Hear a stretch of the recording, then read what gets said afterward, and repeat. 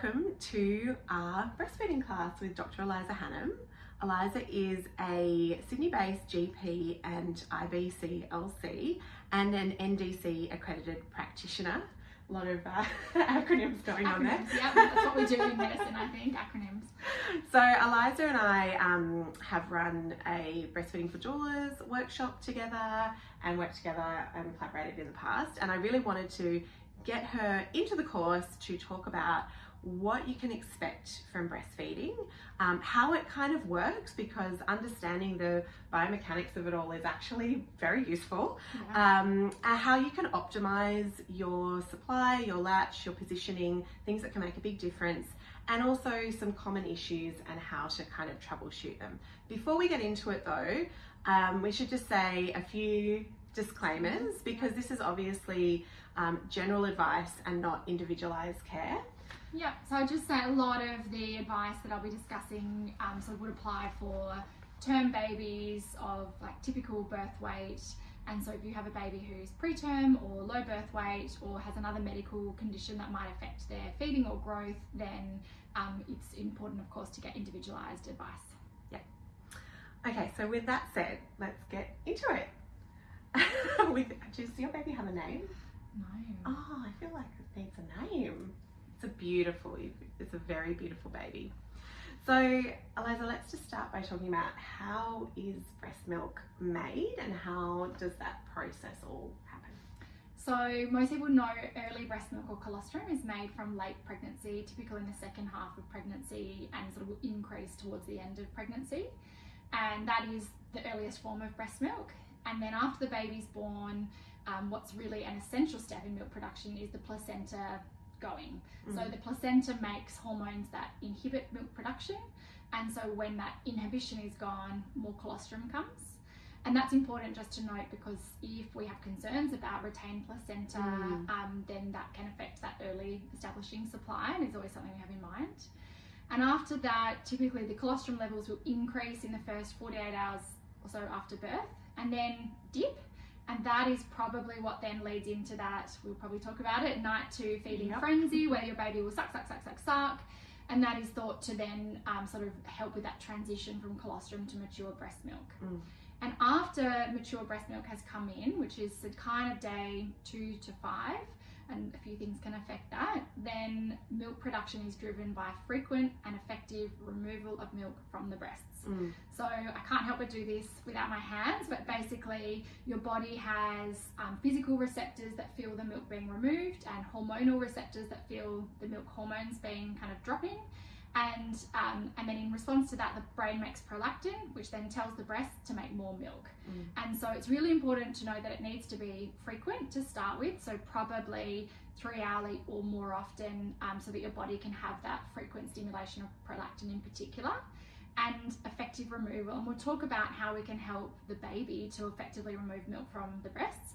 But occasionally, if the baby is a little bit small or sleepy, or still maturing that suck reflex, we kind of need to help that process of frequently and effectively removing milk from the breast, because it then sets up milk supply. So there's this, I'm going to get really sciencey here, prolactin receptor theory, that in the first few weeks when prolactin levels are higher, that your breasts are making more receptors for prolactin, so that when those prolactin levels drop, the body can keep making the same amount of milk.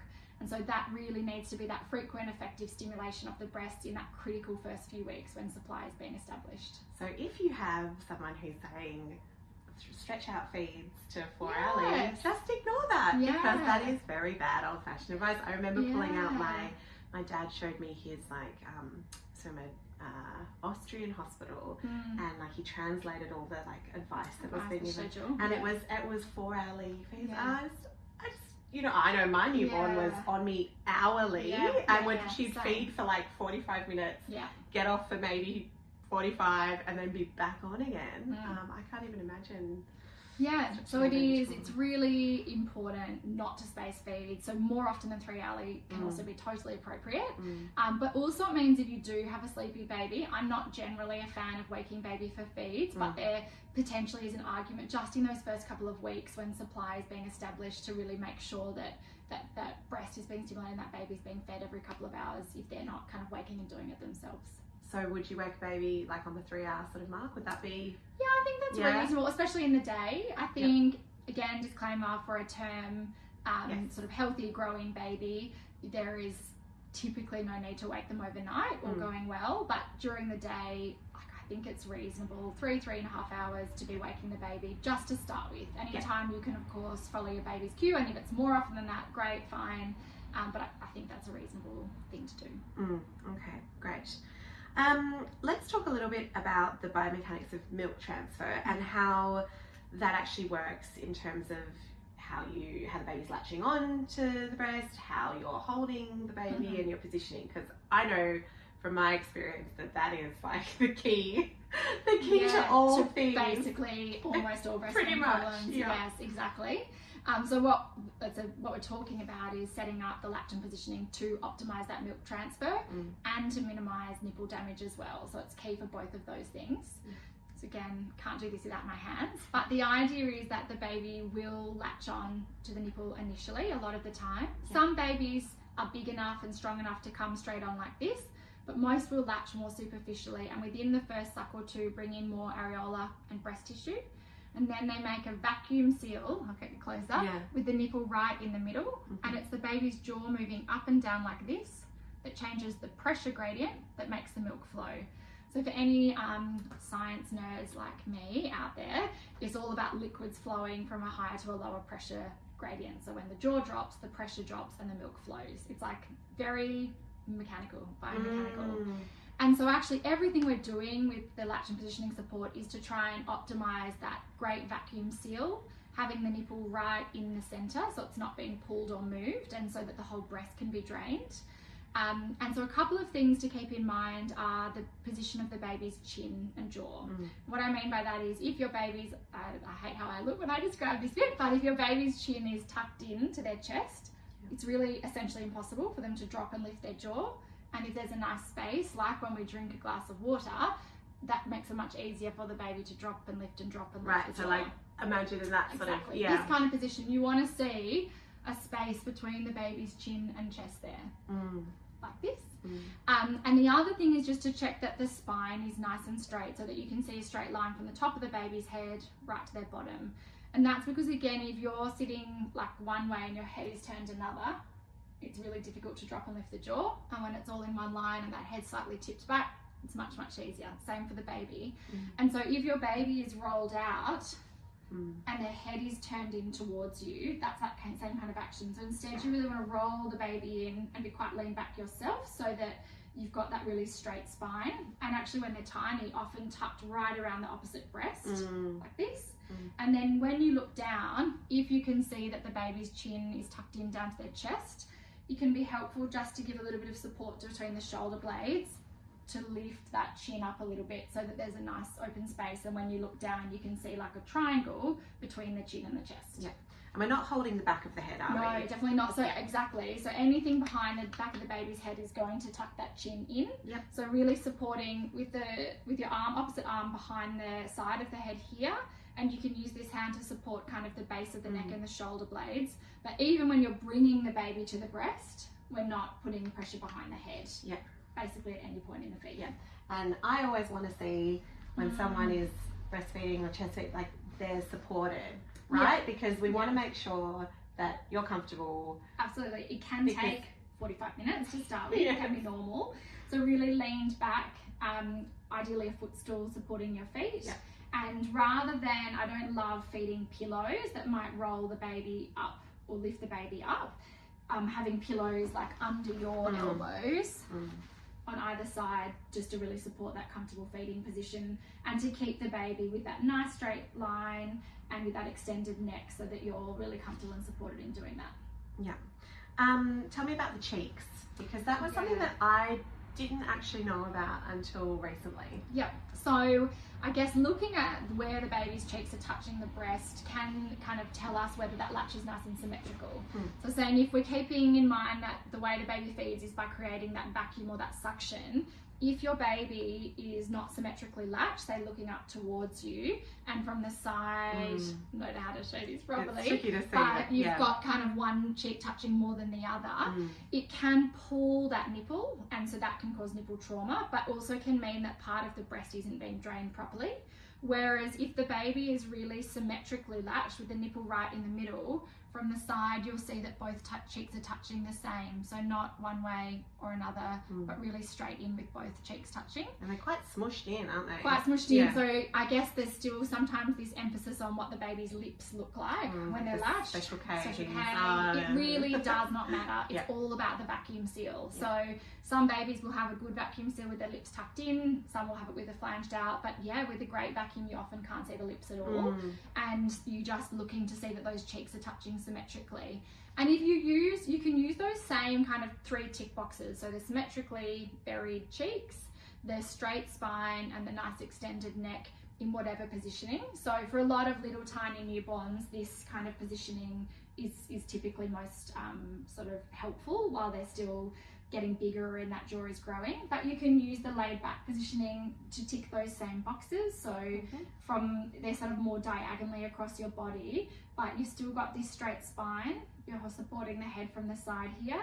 You can use those hands to help the baby be tipped back a little bit. And then from the top, you're seeing that the baby's cheeks are touching the breast the same.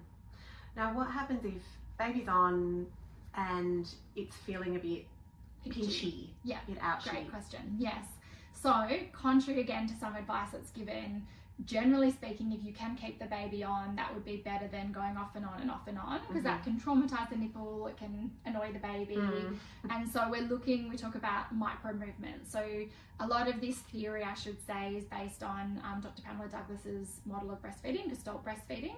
And so she talks about the power of the micro movement. So once your baby's latched, if it's not feeling great, you can just experiment with tiny, tiny movements that probably no one else can see, but you can feel, aiming that the nipple is right in the center and not moving at all, and the baby's got this lovely deep suction or vacuum.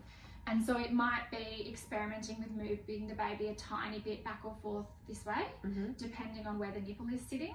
It might be experimenting with where your elbow is, so so that the baby's really horizontal and not looking up or looking down. It might be just checking, has the baby rolled out, and do you just need to roll them in a little bit and really wrap them around your rib cage? And is it that you need to just provide a little bit of support there to tip that chin up by putting a little bit of traction between the shoulder blades? So as I said, someone else coming in and saying latch looks good, if it doesn't feel good, it still could be optimized.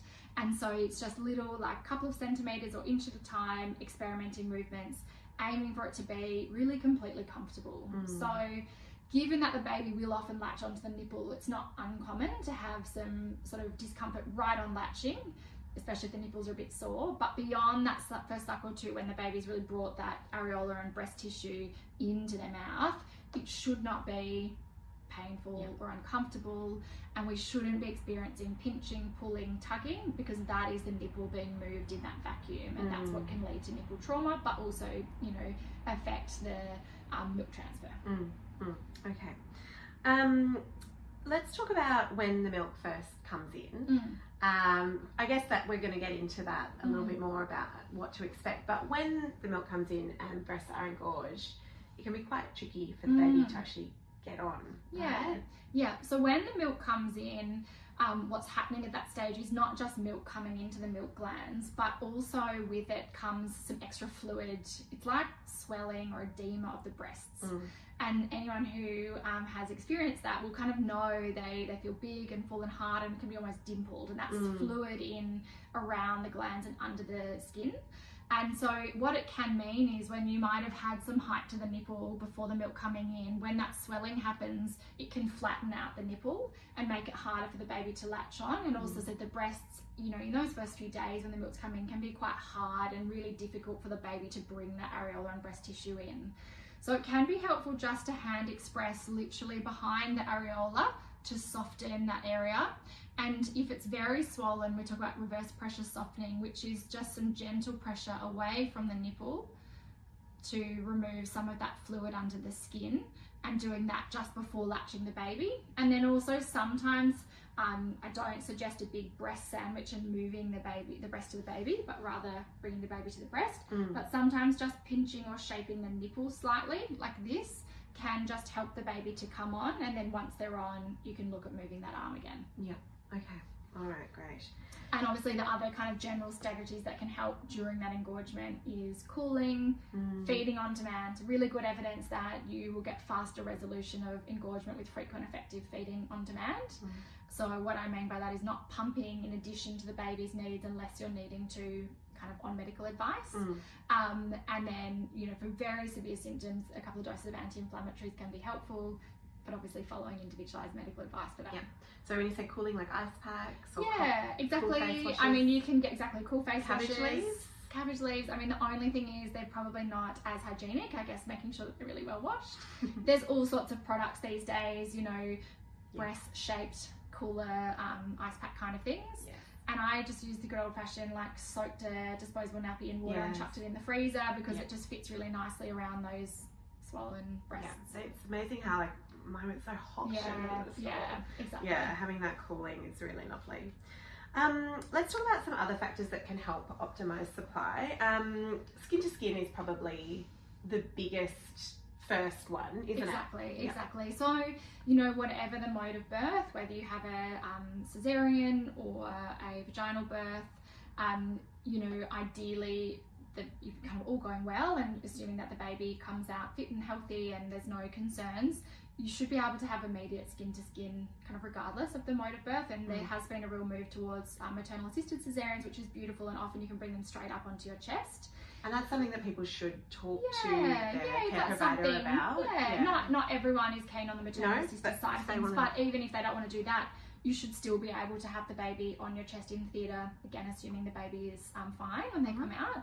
And I did that for all my cesareans. So we just lowered the gown, popped the baby straight on, and you know, you don't need to wrap your baby in theatre. I think there's this idea still that it's cold in there, but if you've got a blanket over the top of the baby and they're straight in your chest, there's like no warmer, safer, calmer Should place. we talk about hats at this point? Yeah, we can, yes. Every time I see a hat, I'm like, no hats, no hats. So yeah, I mean, often you really don't need, even again in a really cold theatre environment, you know, having a blanket over the top of the baby and having them right on your skin gives such perfect temperature regulation for both of you. And that initial, like, close skin to skin, if it's possible, really will help to give a big oxytocin boost, which we know helps supply.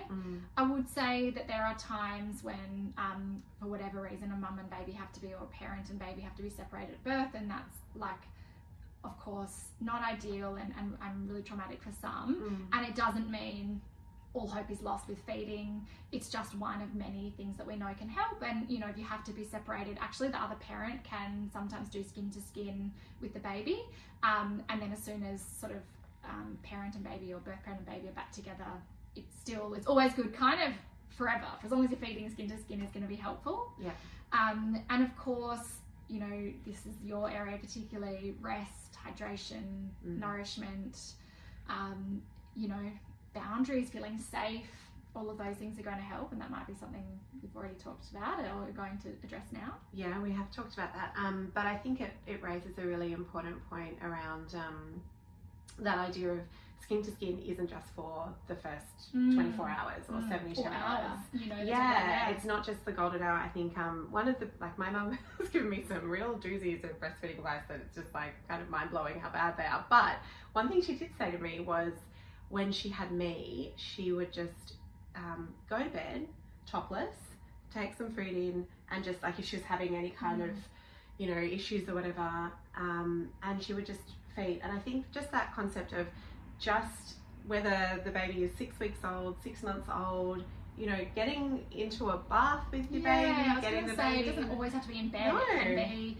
baby wearing with your top off. It can be having a bath or a shower.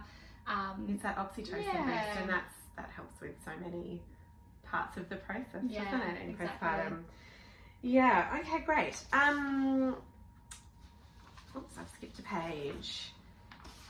Let's talk a bit about hand expressing colostrum, which can feel a little bit overwhelming. What is it? What does it even involve? And what is it? And when can you do it? And I remember being like, what? Yeah, I think for a lot of people's first pregnancy, they find it all a bit strange and uncomfortable. The idea of like squeezing your nipples. And sometimes I'll ask patients, you know, do you have seminal colostrum? And often they're like, oh, I don't know, I haven't even tried. Some are like, yes, it's there, and some say, yes, I've tried and I can't find any. But the idea is to hand express in late pregnancy and to collect the colostrum, that if there is any. I would say there are some women who really just don't seem to make or can't hand express much colostrum during pregnancy. Presumably for them, the placenta is just really inhibiting even that. And there is no correlation between that and having low supply. So I will see women who, or parents who are panicking that they don't have colostrum. And sometimes it's just a matter of perfecting the technique and practicing, or just time. And sometimes it's just the placenta needs to be gone to make colostrum. But I don't think there's any harm even then in just practicing the technique of hand expressing, because it can be pretty handy. It is a technique, What are the benefits of doing? Why do we even bother? Yeah, I mean, the best evidence we have is for babies of parents with gestational diabetes. So the DAME study, I believe, showed that for babies of parents with gestational diabetes who had low blood sugar, that if colostrum was available to treat that they, rather than formula, that they were more likely to leave the hospital exclusively breastfeeding. But I think, you know, as I said, I think for some it's if mum and baby or parent and baby had to be separated for whatever reason, it just means that those early feeds can be colostrum. Sometimes if there's issues around the baby being a little bit sleepy or sort of significant nipple pain or damage, it can be helpful again to have some colostrum available and then just a hand express to replace that. And as I said, you know, hand expressing can be really helpful. We didn't really talk about that, but to help promote breast milk supply. And so if you've had some practice at that technique, it kind of makes it feel less overwhelming after birth when you've got lots of other stuff going on. But so I guess if for whatever reason you can't be direct feeding soon after birth and the baby if the baby needs some extra sort of milk on board, you know, colostrum is a wonderful option. If you don't have colostrum available at the hospitals, obviously you have formula and you should follow the individual advice that you're given. And some people also explore the option of donor milk as an alternative as well. But I guess hand expressing itself is the technique that is worth practicing. Everyone is a little bit different just in terms of their anatomy and the technique that works. So I'll demonstrate kind of the technique that I recommend, but it's worth practicing. So if you try this and it doesn't work, just keep practicing. It's worth just knowing that the milk glands are predominantly in a 10 centimeter radius of the nipple. So they are all throughout the breast, but the sort of most significant or most I don't know the word I mean. Powerful or prominent amounts of glands are really in that 10 centimeter radius. And then from the glands to the nipple opening, you've got these long skinny ducts that the milk passes through. And so it's important to know if you squeeze right on the nipple, it's not going to help. And if you squeeze too hard just back from the nipple, it can block the ducts. So it's a bit of trial and error there. But the idea is that you use your thumb usually, and you can support underneath the breast or the opposite side of the breast with your fingers to gently push the milk from the glands down the ducts and out through the nipple. So it's kind of some women find it, or parents find it easier to go back and then roll forward, but it's a rolling action and a pushing, I guess, out of the nipple. So rolling, and you can basically just keep rotating and then swap hands if you need to. You can hand express straight into a syringe. I mean, I don't have one either, but I've got one down there. But some people find it easier to hand express into a cup or a spoon and then draw it up. I certainly do. Yeah. Otherwise, you're pulling the stopper of the syringe back as you're hand expressing. And you said it's okay if you're getting a droplet to start with. And a lot of people can't even get anything into the syringe, and that's okay. Keep practicing. It will likely increase in amount to, in late pregnancy, and even if it doesn't, it's still useful. And don't freak out if you see people. I remember seeing people online who had bags of syringes, and I was like, oh my god, for me, I had to build up to fill a 1 ml syringe like It's over droplets several to start with. days. Yeah. It's really, well, depending on, you know, some people have lots and some people don't have as much, and that's okay. And often I think in second and subsequent pregnancies there seems to be more abundant colostrum when it comes earlier, but typically first pregnancy, but just some people don't get as much, and that's okay. But you're right, you can hand express a couple of times over a day and then over several days. Colostrum after 3 days in the fridge will need to be frozen, so just write the date of the first day that you hand express it, or the time as well, and then basically you can collect colostrum over a couple of days, and once you're getting up to 72 hours, pop it in the freezer. Before you do, just make sure you write your name and date of birth if you are birthing at a hospital, actually even if you're not, just in case you end up there, and just for your own records, and the date that you first expressed it. And you can either pop a cap on it or just put it back in the syringe packet and just keep it like in a Ziploc bag or a Tupperware in the freezer. It's not sterile. I think a lot of people freak out. Breast milk is full of bacteria.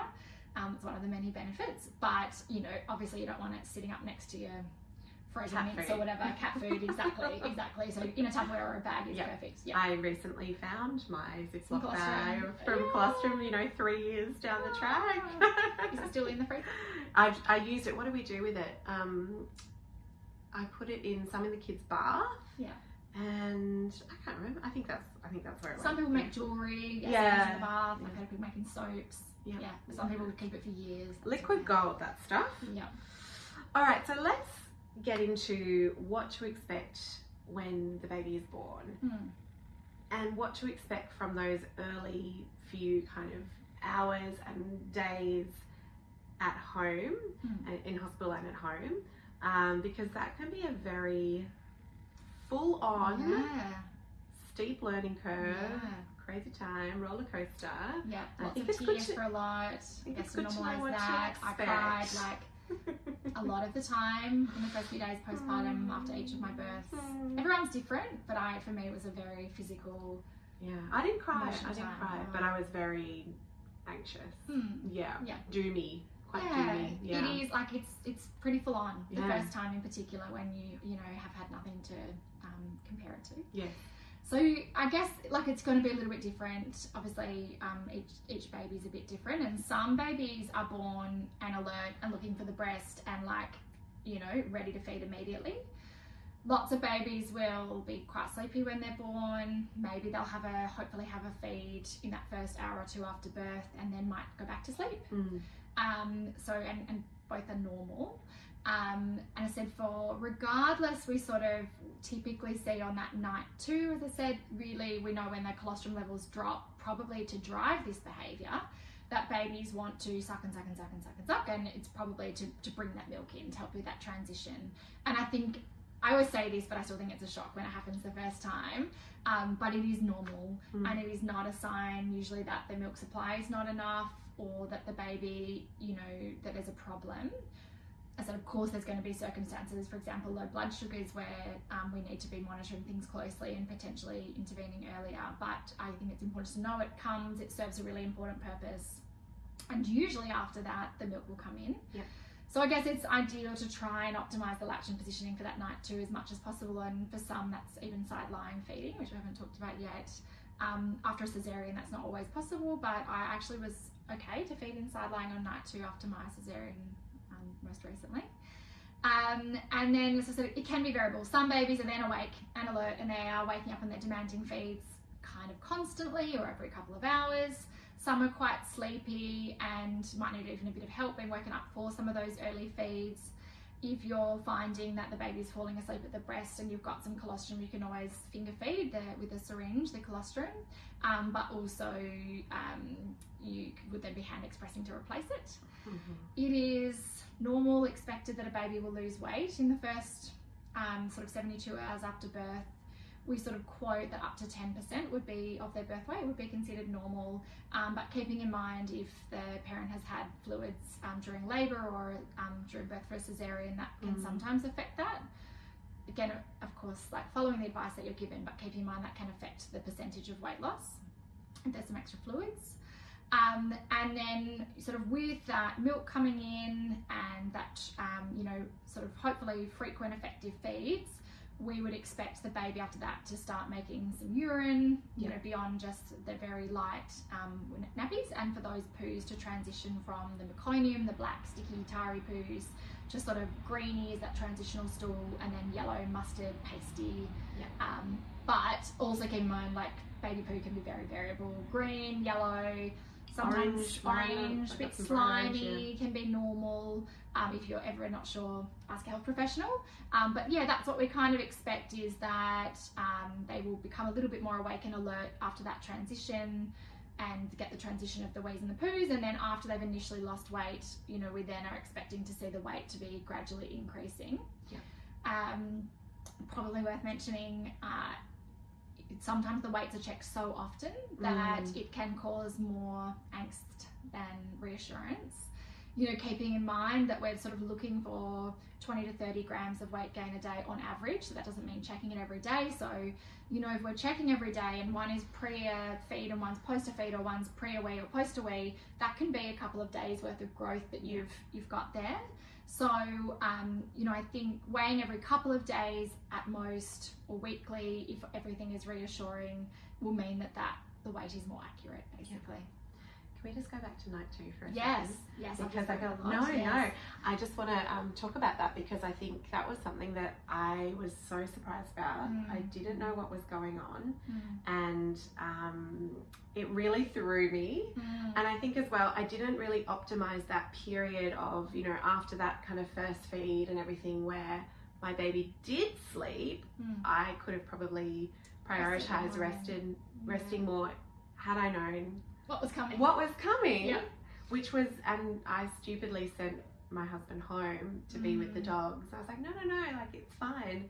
And then she kicked off and would not be put down and just wanted to be on constantly. And I actually thought there was a problem. I thought there was something wrong. So I just want to talk about how actually it's kind of the opposite, right? Like, that's what we want to be seeing, and there is a purpose to it. Really important. And I think, I don't know if we talked about this in our podcast, but in retrospect, I didn't realise that my second baby, when he didn't do that was kind of more of a sign that things weren't going as expected. He didn't have that night 2 feeding frenzy. He was quite sleepy. As it turned out, he was quite jaundiced. But yes, exactly as you've said, like, often that behaviour is a reassuring sign that everything's kind of going as expected and the baby's awake and alert enough to be doing that behaviour. But it can absolutely feel like there's a problem. And most people, I think, have those thoughts like, I don't have enough milk, why is my baby so hungry? I mean, I remember with my first, and I hadn't done this training, like, the nurses or the midwives taking the baby for a couple of hours to help me get some sleep, and whilst, you know, fortunately for us that didn't have any lasting impact on feeding, in retrospect it probably wasn't what I needed. I actually just needed to be close. I said maybe have someone show me how to lie down and feed. So, you know, and I think if you're feeling a little bit sort of skeptical or nervous about doing that, you know, even having a partner or someone else around just to watch you and the baby can maybe help you to really, like, lean into that restfulness and lying down and just that skin to skin and that closeness. It's an interesting thing, isn't it? Because it can really bring up those feelings of doubt and concern and worry. But I think understanding that it's a real biological kind of process, and it's you and your baby kind of doing that dance together, and that all of the hormonal cocktail and everything that's kind of going on, it's actually a really important time. But it's kind of like you almost have to prepare yourself to, hopefully you don't have to pull an all-nighter. And it's not going to be like that, but kind of preparing yourself for the, you know, you're up. Like, I remember having someone who did my course, and she said, I was so glad to understand about it because I loaded up the laptop with movies. Oh, great idea. And she's like, so I was just like, you know what, I'm here, I'm just going to watch the movies that I've been busting to watch, and that's it. Like, it was just total acceptance and surrender, which I think is kind of a good motto. Yeah, I said for me, by the time in my third, when I was like waiting and it happened and I was relieved that it happened, it was just flatten the bed down, I lay there, we basically were kind of attached. And the midwives were actually great and happy, just came in like, you've got this, and went out again and didn't kind of try and change that. It worked well for us. But I do have a video on sideline feeding, where I actually I got Michael to get on the bed and Perfect, shoot me from above, showing it off. But do you want to just quickly talk about why sideline feeding is so great? It doesn't work for everyone though, does it? It doesn't, and I'd say commonly it can feel trickier when the baby's tiny, and that's okay. Keep practicing, and most dads get there eventually. But it is helpful for periods of cluster feeding. It's helpful if you're recovering from either cesarean or vaginal birth, just to have that pressure off the pelvic floor, just to be able to lie down.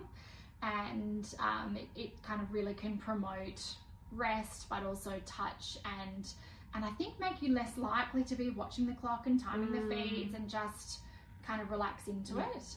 And if you've safely set yourself up, if you drift off, exactly, you're okay. It is, and it is so much safer than falling asleep sitting up feeding your baby. 100%. So if you are finding on night 2 or any other period of cluster feeding or middle of the night feeds that you're falling asleep breastfeeding, work out how to side lie feed 100%. And safely bed share if that's something that can be done safely. If for whatever reason the circumstances are that it can't be done safely, then it might be putting some movies on your phone, or having your partner up, keeping you both awake. But yes, assuming it's fine to otherwise do it, definitely you can just close your eyes, and if you drift off to sleep, it can be done safely. Yeah, we're both bed sharing. Yeah. Saturday saver. Almost Me too. I woke up with my 3.5-year-old. We don't fully co-sleep now, but he still comes into bed. I think he was in at 4 a.m. this morning. He just toddled in and funny. I would just say, I guess, one of the common things I think that make people find it difficult early on is, for a lot of women, it's always hard in this angle, when they lie on their side, the nipple does end up looking into the bed, really, really common, and so then getting that symmetrical cheek latch feels really difficult. Or the nipple's being pulled or dragged. And so for some, it can be folding up a face wash under the breast so that the nipple is looking directly out. And actually what works for others, and was certainly the better strategy for me, was to kind of roll the top shoulder away. So in doing that, the nipple ends up being lifted, and you can then pop a pillow up behind this back shoulder here and your back, so that the baby can come on really symmetrically. And then it's still, again, just checking you can tick those boxes. Is the spine nice and straight? Is your baby really close to you? And are the cheeks both touching symmetrically from the top? And is there a little space there between their chin and their chest? Are they looking up towards you? So still those same 3 tick boxes. This hands up out of the way. And it might just be experimenting with the angle of your own body or where your baby's sitting. So, often it can work, and sometimes it's just a matter of bub getting a little bit bigger so that it can be more comfortably done. You sort of touched on it when we were talking about that feeling of, your baby might be hungry and people might suggest that they need a top up. Do you want to talk a little bit about how in that sort of early period, how that can be, what's the word, problematic? I guess if supplemental milk is not medically indicated, it can interrupt that frequent effective removal of milk from the breast and that driving of that supply. So we know that formula is more slowly digested than breast milk, for example. So if a baby has a little top up with formula, it might mean that they then don't kind of wake for a feed as frequently as they might if they were exclusively having breast milk.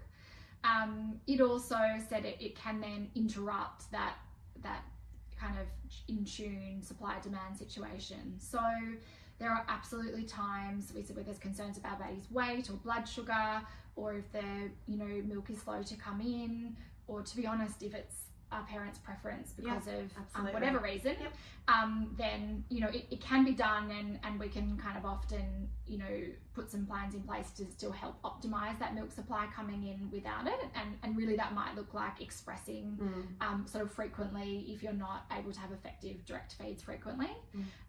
There are also some babies, we can't necessarily predict who or why, will get a bottle flow or teat preference if bottle is introduced early. That was my second child, and so we had to introduce supplemental feeds. He was sleepy and he was jaundiced and really wasn't effectively able to transfer at the breast, But for him, it was then so much easier for him to bottle feed that it then led to a situation where the breast was too hard and too distressing. And so I guess if supplemental feeds are needed, as I said, hopefully would be having someone help you expressing to kind of replace that. But also there is an argument just for delaying bottles. So, you know, I won't go into a lot of detail. You can chat to the team at the hospital or who are helping you with feeding, but you can do syringe finger feeding in the early days when the baby's tummy is tiny. You could do cup feeding, which is actually the World Health Organization recommends as the sort of preferred method of supplemental feeding initially. Later on, you can use a supply line, which again feels really big, but you know, you can get help and it can be a really helpful tool. And then sometimes bottles are ultimately necessary when the volumes are getting big enough, but sometimes just delaying it by sort of 48, 72 hours can be helpful, just while you're really, baby's really kind of laying down that pathway and understanding sort of that oral coordination. And then after that, pace bottle feeding is important, and which I'm including a link to. And I think as well there is kind of a cultural thing which I hear a lot of, where it's, oh, my partner can do a bottle so that I can have a rest. And I think that in those early days there's kind of a gap in that understanding of if there is potentially, like, of course you want to get more rest, you know, I'm all about getting more rest, but it can backfire, can't it? It can. So if you're not getting those prolactin receptors being laid down, if you're not having 3-hourly or more stimulation of the breast, so say you skipped a feed and had a 5-hour stretch of sleep, which absolutely would be totally appealing, and your breast isn't getting stimulation in that time, it can affect that establishing of supply. And so ideally you'd be expressing in place of a feed, and for a lot of people the hassle of hooking up the pump, washing up the bottles, you might as well more be supported to do the feed. But there are some families who in the early days are needing to feed, express, top up. It's a strategy I actually talk about in the middle of the night. Sometimes doing all three feels really big. And so maybe you're just direct feeding and topping up, or you're just expressing, another parent if available or support person is doing the bottle, and everyone's getting back to sleep. But really remembering that kind of if the baby's feeding, then the breast should be being stimulated at approximately the same time to start with. How long until breast milk is established? 6 to 12 weeks. It can vary a little bit. Again, like often second or subsequent children, that supply regulates and establishes more quickly. And I guess that also is, assuming that the feeding itself is really effective. So, probably if you're having to do some expressing or some supplemental feeds, it might take a little bit longer.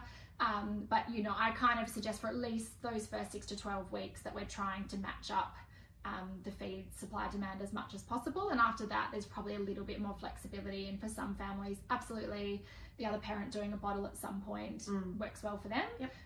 But kind of waiting until that feeding is feeling really manageable and supply is well established. And also, I think people, I'm touching my boobs because I hear from, oh, my boobs have gone soft, I don't have enough milk. And that kind of, that classic thing of like when that's by the often time it's established, right? It's like, oh, my milk. milk's, like I'm losing my milk. But that's not the case, is it? No, I know, look, some people that happens a lot earlier. Some people beyond their initial engorgement don't really ever feel big and full and hard, and their breasts do feel softer, and if the baby is feeding well, transferring milk, growing, weeing, pooing, that's okay. And some people conversely, probably more with the oversupply tendency, will have that fullness for a lot longer. But yes, it's absolutely not in itself an indication of supply, whether the breasts are feeling soft, and we commonly expect that once supply regulates that they will not feel as engorged. What's your rule of thumb for wheeze and poos in a 24-hour period? So I guess once milk has come in, so up until then, meconian poos and some urate crystals in there, so red crystals in the wee can be normal. Once the milk has come in, we expect 6 to 8 clear, heavy wee nappies a day, and for the first few weeks, 2 to 4 yellow, pasty, soft poos. After, I think if a baby is mixed fed, that can affect the poos, and so we'd probably more go on the weight and the wheeze. And after about 4 to 6 weeks, the poos can be very variable. I don't know what your kids were like, but well, my parents still talk about my 35-year-old brother and the 10 days he went without pooing and then would not stop pooing everywhere. Yeah. Can be normal. So we quote 7 times a day to once every 7 days being normal, but I've also heard 14 times a day to once every 14 days. So again, it's assuming a baby's weaning, growing, otherwise content. After about 4 to 6 weeks, it can be really variable for breastfed babies, and also formula and mixed fed babies as well. It can vary as well. So that kind of 2 to 4 poos a day is just for the first few weeks, but it's a good guide. And then, but still, they're looking for the 6 to 8 heavy, clear wee nappies a day. Cool. What's your take on dummies? Is this controversial? It is a controversial and not a quick answer. Oh, sorry. That's okay. With my lactation consultant hat on, you know, we really don't suggest any artificial teats unless they're necessary. Interestingly, with my GP hat on, dummy use around sleep has been shown to reduce the risk of SIDS. Not to the extent that I would recommend it universally, but say if you are interested, if it's something that your baby wants that is working for your family, you know, there's that kind of thing to consider. Pros and cons, exactly. Regardless, I definitely don't recommend using a dummy to space feeds or to postpone a feed. Basically, I'd say go breast first and looking for that good milk transfer, and then if after that you've got a baby who really loves to suck to calm down and to go off to sleep, I mean, I would say the dummy is an artificial nipple, and so there's nothing wrong with using the nipple to do that, but certainly some families will use the dummy kind of following a feed. It might be to get through a car trip. It might be for the other parent to hold the baby while the breastfeeding parent has a rest. You know, there are pros and cons, but really there are some babies who will just fall asleep with a dummy even though they're hungry and are signaling for a feed. So really kind of be mindful of that. Exactly, be mindful of that and using it after a feed where possible if you choose to use them. My babies never would take a dummy, so. Mine all did, but as I said, that's not my lactation advice. That's just, you know, a strategy. I tried. Most people do out of desperation, but some babies aren't into them. Let's talk a bit about cluster feeding, because we've touched on cluster feeding for night 2, but cluster feeding continues, doesn't it? Yeah. I mean, I think a lot of people expect or have heard about that cluster feeding in the late afternoon and evening, which I'll come to, but I would say in the first few weeks of life, some babies will have multiple short feeds, you know, within an hour or so, and then have a big long stretch and then multiple feeds.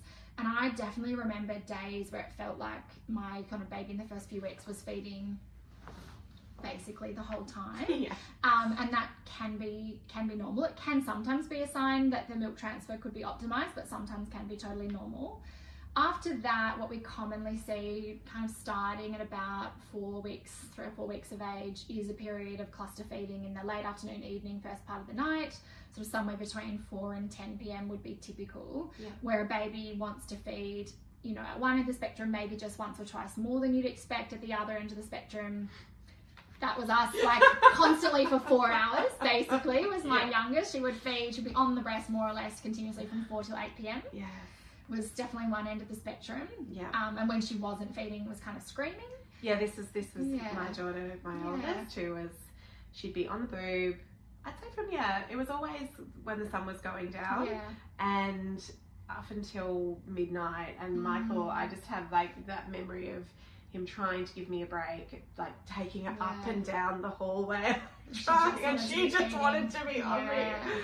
So it's actually a really, again, physiologically important behaviour. It's thought to help stimulate milk supply at a time of day when it's often lower, in that late afternoon, first part of the night, when the sort of milk volume has reduced but is typically higher in fat. But it also probably helps a baby to fill up on that beautiful, fatty, melatonin-rich milk in the evening. And so often the trade-off for that cluster feeding is you might then get a bit of a longer stretch. Not always, it's not guaranteed, but that's sometimes the trade-off. Is that they're then, you know, out for a couple of hours. And so my advice is once the cluster feeding period finishes, get to bed yourself. ASAP. ASAP. And sleep in the day. You have to. Definitely. If you can at all possibly can. And that kind of will typically peak 6 to 8 weeks of age and then gradually reduce at kind of 10 to 12 weeks. A lot of the time it's starting to change again. Again, I just suggest like leaning into it, knowing it's normal, feeding as much as you can, one-handed dinners, knowing it's normal that you won't necessarily get to eat with your partner, have dinner with your partner if you've got one at that time. It's not forever. It definitely passes. And you know, that might mean, you know, someone, ideally not you, prepping the meal earlier in the day, but and like sometimes bringing the mattress out into the lounge room if you don't want to be shut away in a bedroom with a cluster feeding baby, so that you can lie down and rest again and just feel like you're still part of. That's what I ended up doing with my second baby, and it was, I will say the caveat was my partner was always there. Like I was on the couch, so you never want to go to sleep on the couch with your baby, but I would just park myself lying down on the couch, and it would just be, I would be there from 6 until 9 whenever I decided to go to bed, and he would just be on me. And that was it. And he would doze when you've got older kids, I think feeling like you're still around them can be helpful for everyone. And so actually for us, we got a nanny to come and help for a couple of hours on the nights when I didn't have family or my husband around, just because I was stuck feeding, and so having an extra set of hands to, you know, prep dinner for the older kids, do the bath, do the bedtime routine. And it doesn't last forever. It's just very hard. Thank goodness. What should we talk about in terms of weight, and that it's that the birth weight, the 2-week thing, like what's that all about, and what should we be expecting and hoping for? So I said it's common, normal, expected that babies will lose some weight in the first few days after birth, and then after that, I said we'd like to see the weight generally going up. So it's normal that it will fluctuate. So you might have a couple of days where there's a big period of growth and then it plateaus and then you're kind of gradually going up. But as some general rules, we sort of would hope or expect a baby's back at birth weight by 2 weeks of age is kind of a general rule. And then after that, you know, we hope that they find a growth centile and vaguely follow it. So a baby who is really not gaining much weight and crossing multiple centile lines on a growth chart can be a sign that they're not getting enough milk. As in dropping, like they were at 50%, now they're at 40%, now they're at 30%. Exactly. That sort of thing. They should be sort of saying it. I mean, I would say a lot of babies, and I've done a whole podcast on this, which you might want to read, but a lot of babies are born on one centile and end up on another, just relating to their genetic kind of growth potential, and that's okay, assuming that they are weeing and pooing and otherwise have reassuring signs. But once they have sort of found their growth centile, we sort of expect that they'll vaguely follow it. So exactly, it might be that they're born on the 90th and end up on the 50th and then follow it. It might be that they're born on the 15th, go up to the 50th and then follow it. But that's generally reassuring. And so in order to do that, you know, we typically expect babies will gain 150 to 200 grams per week, some weeks less, some weeks more. And it's just a guide. You know, weight loss, I think, is always sort of potentially concerning and needs review. But sort of, I think generally that is a reassuring thing if a baby's gaining 150, 250 grams a week. And if they're not, it's just worth checking in with someone to look at whether feeding could be optimised, supply needs to be looked at, and whether there's some other medical factor that might be affecting their growth. I'll never forget when my son was born, and he was such an efficient feeder. He'd feed 10 or 15 minutes and I was like, what? Because my daughter, oh my gosh, she's not getting enough. And my daughter was, you know, the 45 hour long feed. So I was completely thrown by that. And I remember he was a week old and he got weighed, or maybe he was close to 2 weeks, and he put on 300 grams in that week. And I was just like, okay, all right. It just helps to trust that. Exactly, it can be. And both of your kids were at either ends of a very normal spectrum. So I think feed duration is a thing we look at, but it's just one of many things that can help us to feel reassured that a baby is getting the milk that they need. Yeah, I think that's probably the biggest thing that I've discovered when working with so many different families is how different all babies are when it comes to feeding and sleep and various other things, but it's just such a spectrum, and I think anything that's sort of standardized or one size fits all is just going to have some outliers of babies. Exactly. Okay, we've talked about a little bit about nipple trauma and pain and how that relates to positioning and latch, but how can we prevent it, if there's anything else we can offer there, and if it does happen, what do we do about it? I would say, I believe the study's 90% of breastfeeding women or parents experience some nipple pain or damage initially, and that reduces significantly by 6 weeks. So the biggest thing in prevention is optimising the latch and positioning. Sometimes it's a matter of the baby physically getting bigger, or their oral suck swallow coordination just maturing, and that that is one of the biggest things that helps, and it's sort of supporting until then. But if nipple damage does occur, I'm a big fan of just breast milk on the nipples wherever possible, so just hand expressing and then just popping a bit of that breast milk on the nipple. Ideally having some time with no top on, or just a very light sort of cotton top that's not going to be rubbing on the nipples. Some people don't like, especially if they're quite leaky, don't like that feeling, and that's okay. So if you do need to wear a bra, often if the nipples are quite sore or sensitive, the washable breast pads are can be less irritating to the skin, and it just might mean that you need to be changing them more often. You can use a barrier product. I'm not really allowed to support specific products, but there's a few around. There's just one that's obviously safe in breastfeeding. There are products like silver caps or other products that basically, we know that silver can help with wound healing, but I think one of the biggest benefits is that it just stops the top from rubbing on the nipples. And so you can have other products that are less expensive that probably do that same job. But there are some people that when there's constant moisture on the nipples, that this actually makes things worse. It can make the skin kind of break down or inflamed. So I often suggest having at least some periods of the day where there's airing of the nipples and nothing at all on the nipples, and they're not moist. And then if you do need to wear a top or a bra, you can use a cap and or a barrier with a washable breast pad. I think if you've got scabs, if anything's looking pussy, if you are having toe curling pain, those things are not normal, and it's really important to get help. Yeah, okay, well that's a lovely segue into my next section, which is where to go if you're having trouble with feeding. So, an IBCLC or board certified lactation consultant is kind of the gold standard for care, and IBCLE do, I believe, have a register of lactation consultants, as does LCANS if you're in Australia and New Zealand.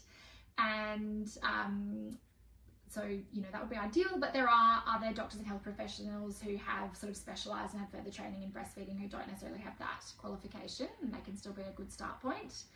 If you are concerned about a nipple infection, having an endorsed midwife or a GP who can prescribe is important. If there are lots of community breastfeeding clinics that are free, and some of those have IBCLCs who work, and it's totally fine to ask if you just want to check kind of the qualifications or who's there and who's running those clinics. There is options. Some lactation consultants will do telehealth if you are rural and remote, and that can be a good start point. The ABA has a free helpline. I can't remember if it's 24 hours. Is it 24 hours? I think so, yeah. And it's an amazing start point as well. And they can often direct you to a local practitioner as well. If you had a private midwife, they're often a good place to start. A GP who has a particular interest in either breastfeeding or sort of postnatal care is a start point as well. When is it appropriate to go to hospital? If you have mastitis that is not responding to antibiotics, so we always have in our mind abscess.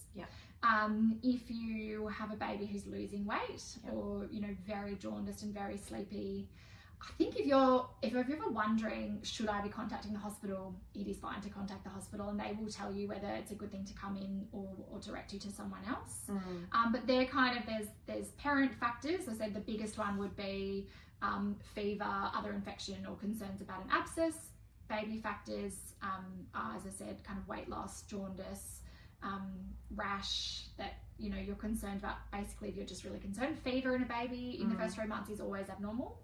And then obviously, I guess, big mood concerns. So if you are, having some dark thoughts or very concerned about your mood, the hospital is also a fine start point as well. Yeah. I feel like there's so much more I could ask you. I'm just going to ask you one more question before we wrap it up. High milk, full milk. Do we care about this? I always thought... Yeah, look, it's another controversial one, and that's okay. I'm picking the big ones today. Look, it's I think it's helpful to be aware of, but it's definitely not the be all and end all. The idea is, as the breast empties, as milk is removed from the breast, that proportionately the milk becomes higher in fat. And having said that, it is all milk. I think we're a pretty well-designed system. And so I'm generally of the belief that as long as the baby can remove milk, they will work out what they need. And is having access. And having access, exactly. If having frequent access to the breast, is able to remove milk from the breast, you can sort of trust the process.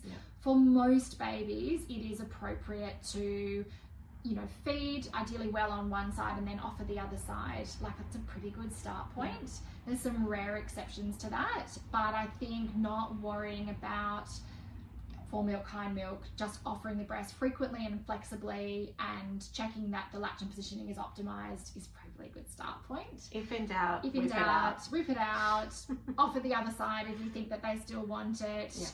If they haven't had much of a feed, fine to go back to the first side and have, have it feel a bit softer before switching to the other side. During periods of cluster feeding, you might be switching back and forth. I used to just we haven't actually talked about, the going... Yeah, I mean, switch feeding actually is really helpful for breast milk supply as well. That is going back and forth. And for babies who are a bit sleepy, talk about like entree, main, dessert, kind of flipping back and forth can be a really helpful strategy. But for most babies, I said, helping them to feed well on one side and then offering the second is totally appropriate. And if you're not sure, I would definitely recommend getting an opinion before doing anything like block feeding, so just feeding from one breast at a time, because it can profoundly and powerfully reduce supply and isn't typically appropriate. If your baby only wants one breast, that is fine to follow their cues and just offer the next side next time. So I guess that's something just to totally take it back to basics. So someone's just had their baby and you feed on one side, and then if they still want more, you go to the other. It depends. So if you've got a sleeping newborn who's kind of falling asleep, you might change the nappy or something, wake them up, and then if they haven't really fed for long on the first side, you can pop them back on the first side and then switch. But otherwise, assuming they've had a good feed, offer the other breast. A lot of people find it best to change the nappy between sides, because if you do need to change your baby's nappy and they've beautifully fallen asleep on the second breast, you don't want to wake them up to change their nappy. So do that either beforehand or in between sides is a common strategy. And probably as you have more kids, you don't worry about changing it as often, I would say. And actually burping is the final thing that's probably worth talking about. Another very controversial one. Talk about that, I guess the main thing to know is not all babies need to be burped. Some love to get a bit of wind up after a feed, and that is fine. But what you really don't need to be doing is this, vigorous winding, burping, wake them right up after a feed kind of thing. Typically, if they need a burp, just holding them up on your chest after a feed, gentle back rub, a little bit of a bum pat, they're going to bring up what they need. And we know actually that babies don't swallow a lot of air when feeding breast or bottle. And so, of course, you know your baby best, and you will get a feel for whether you have a baby who likes a little burp. Often they're happier not to even have that at night. It's just a common kind of thing. Even like with co-sleeping, I never sat my babies up. Most people don't need to. But you definitely don't need to work hard for it, especially if you've got a baby who doesn't really seem to need to burp. And just finally, it's okay to fall asleep. I was going to say, that sounds like we're falling asleep at the breast. It's okay for a baby to fall asleep at the breast. It's normal, isn't it? Yeah. It's not. I mean, Yeah. I'm not talking about the sleepy jaundice newborns, but Yes, exactly. that whole Yeah. concept of sleep, breast milk containing the sleep-inducing hormones. Exactly. I guess there is still this advice out there to feed, play, sleep, to separate the feed from the sleep. And I would say, like, they're very naturally linked. Said, you know, as exactly as you've said, the breast milk itself contains hormones like tryptophan that help. They then break down to melatonin. They help support sleep, but also the sucking, the oxytocin, the skin to skin are really calming for a baby. And there is a reason why babies fall asleep at the breast. Not all do, and it's fine. If you know, not all babies will want to fall asleep at the breast, or might want to some feeds and not others. But I think there is no need to wake your baby at the end of a feed to then get them back to sleep another way, or to deliberately separate the two if it's working to feed to sleep. It might work to feed to sleep until it doesn't, and then it's fine to find a new way. But yes, you're right. Like, definitely for a sleepy newborn, we're sometimes having to actively wake them up during a feed just to kind of make sure they're getting enough milk. But beyond that period, I'm not. There's no medical reason to separate the two when I would say they're pretty naturally. Yeah, it's interesting when you kind of hear about how other cultures do things, and that's, I mean, feed, play, sleep, it's all of that, you know, burping, it's very cultural. Exactly, it's very cultural. Anglo sleep training industry phenomenon. Yeah. We could talk. We could. Forever. Hours and hours, yes. But we've gone on for an hour, so I think we will leave it there. Yeah. Where can people find you if they'd like to have some more information, or to follow you on socials, or to have a consult with you? Yeah, so there's lots of free information on my Instagram, which is at dr.eliza.hannam, and on my clinic Instagram, which is at nurturedmedical. And I think we've got a few blogs that might be helpful as well. And then we're available for face-to-face consults in Sydney's, our clinics are in Leichhardt and Avalon, and we do home visits in the surrounding areas, and telehealth as well. Also always happy to help suggest other options if people are in other areas. And there is also the website, I didn't mention that, for sort of doctors who've got further training and interest in breastfeeding, that I can always give you the link for. Great, we'll pop it in the links. Thank you. Thanks.